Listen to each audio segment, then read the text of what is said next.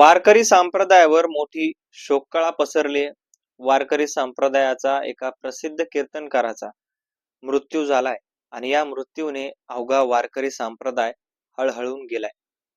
सध्या महाराष्ट्रामध्ये कीर्तनाचे दिवस असताना वेगवेगळ्या गोष्टी कीर्तनकारांसाठी चांगल्या घडत असताना काही कीर्तनकारांच्या बाबतीत ह्या चुकीच्या बातम्या आणि खूप धक्कादायक बातम्या समोर येतात. त्याच्यामुळे वारकरी संप्रदाय पूर्ण आता डगमगून गेलाय. नेमकं काय झालंय, कोणत्या महाराजांचा मृत्यू झालाय, नेमकं ही घटना घडली कशी, हेच आपल्याला संपूर्ण या व्हिडिओमध्ये पाहायचं आहे. नमस्कार, मी रणजित. मुद्दा हक्काच्या या चॅनलवर तुम्ही नवीन असाल तर चॅनलला सबस्क्राईब करा, कारण आपल्या चॅनलवर आपण असेच वेगवेगळे विविध माहितीपूर्ण व्हिडिओज खास तुमच्यासाठी बनवत राहत असतो. मंडळी, वारकरी संप्रदाय हा संप्रदाय कुठेतरी समाजाला एक चांगला संदेश देण्याचा काम करत असतो आणि चांगला संदेश देण्याच्या मार्फत चांगली पिढी घडावी आणि या सगळ्या गोष्टीमधून जो काही आहे वारकरी संप्रदायाचे महाराजांचं काम हे चांगलं असतं. पण वारकरी संप्रदायावर काही दिवसापासून खूप संकट येत आहेत. काही महाराजामुळे हा संप्रदाय सध्या बदनाम होत आहे. जसे की अहिल्यानगरच्या एका महाराजानं 17 ते 18 वर्षाच्या मुलीवर लैंगिक अत्याचार केले आणि अल्पवयीन मुलीवर अत्याचार केले म्हणून त्यांना जेलमध्ये जावं लागलं. आणि जेलमध्ये गेल्यानंतर आता मात्र वारकरी संप्रदाय लज्जास्पद आहे की या महाराजामुळे आपला संप्रदाय कुठेतरी बदनाम होत आहे.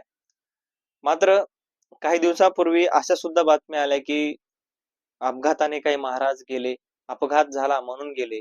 आणि अशीच बातमी एका प्रसिद्ध कीर्तनकाराची सुद्धा काल समोर आली. ते म्हणजे मधुकर महाराज बारुळकर. अशा प्रकारचे या नांदेडच्या महाराजाचं नाव आहे. आणि हे महाराज आपल्या वारकरी परिषदेच्या बैठकीला गेलेले होते. वारकरी परिषदेच्या बैठकीला गेलेले असताना तिथं बैठक झाली. सगळं काही चांगलं झालं. मीटिंग झाल्यानंतर हे महाराज घरी परतण्यासाठी स्वतःच्या टू व्हीलरवर निघाले.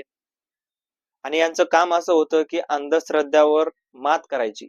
जे काही आपले गरीब शेतकरी लोक, गरीब लोक अंधश्रद्धेवर आपल्या स्वतःच्या आयुष्यातील संकट दूर होण्यासाठी विश्वास ठेवतात, मोठमोठ्या बाबा लोकांकडे जातात, पैसे देतात आणि चुकीच्या गोष्टी कुठेतरी समोर येतात.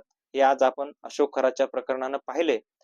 आणि या महाराजांचंही असंच काम होतं की अंधश्रद्धा मुक्त व्हावे. हा आपला महाराष्ट्र अंधश्रद्धा मुक्त झाला तर नक्कीच आपला वारकरी संप्रदाय पुढे जाईल. आणि वारकरी संप्रदायाची सुद्धा मोठी शिकवण आहे की महाराष्ट्रामध्ये अंधश्रद्धा कुणीही बाळगू नये. माणसाने जीवनात अंधश्रद्धा कधीही निर्माण करू नये. तुकाराम महाराजांनी, एकनाथ महाराजांनी किंवा थोर वारकऱ्यांनी, संतांनी सांगितलेलं आहे की अंधश्रद्धा ही चुकीची गोष्ट आहे. या महाराजांचं सुद्धा हेच काम होतं. अंधश्रद्धेला महाराष्ट्रातून मिटवण्याचं काम हे महाराज करत होते, मधुकर महाराज बारुळकर.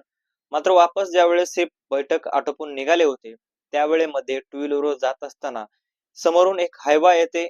हायवा मोठी गाडी आणि ह्यांची टू व्हीलर होती. आणि या हायवानं महाराजांना धडक दिली आणि त्यांच्यावर चिरडून गेली गाडी. आणि चिरडून गेल्यानंतर त्या महाराजांना धक्का बसला.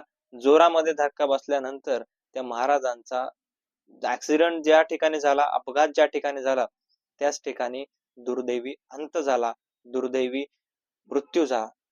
आता ही घटना समोर आल्यानंतर पोलीस तिथं पोहोचले, त्यांना दवाखान्यात नेण्यात आलं.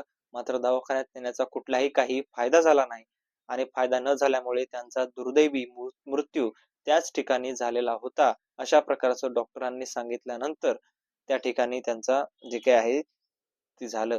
मात्र चुकीच्या गोष्टी वारकरी संप्रदायामधून आतापर्यंत अपघाताच्या असतील किंवा या सगळ्या गोष्टी असतील, कुठेतरी चुकीच्या गोष्टी समोर येत आहेत. कारण ज्या वारकरी संप्रदाय हा जगाला चांगला संदेश देतो त्याच्यासोबतच वाईट घडताना सध्या आपल्याला पाहायला मिळत आहे काही गोष्टी समोर येऊन. अपघाताची घटना मधुकर महाराज बारुळकर यांच्यासोबत घडली आणि त्यांना खरं तर सुरुवातीला आपण भावपूर्ण श्रद्धांजली देऊयात. आणि भावपूर्ण श्रद्धांजली दिल्यानंतर जे काही आहे त्यांच्या आत्म्यास शांती लाभो. कारण जे महाराज अंधश्रद्धा निर्मूलनासाठी काम करत होते, अंधश्रद्धा या महाराष्ट्रातून जाण्यासाठी काम करत होते, त्यांचा अशा प्रकारचे जाण्यानं वारकरी संप्रदायावर खऱ्या अर्थानं शोककळा पसरली.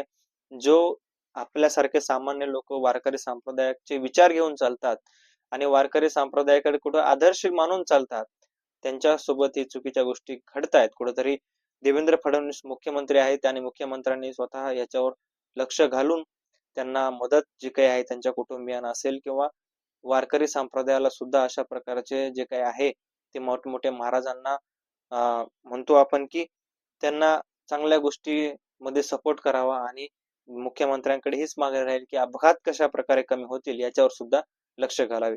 तुम्हाला काय वाटतं या सगळ्या गोष्टीबद्दल? तुमचं मत कमेंट मध्ये नक्की कळवा. भेटूयात नवीन व्हिडिओ मध्ये. तोपर्यंत धन्यवाद.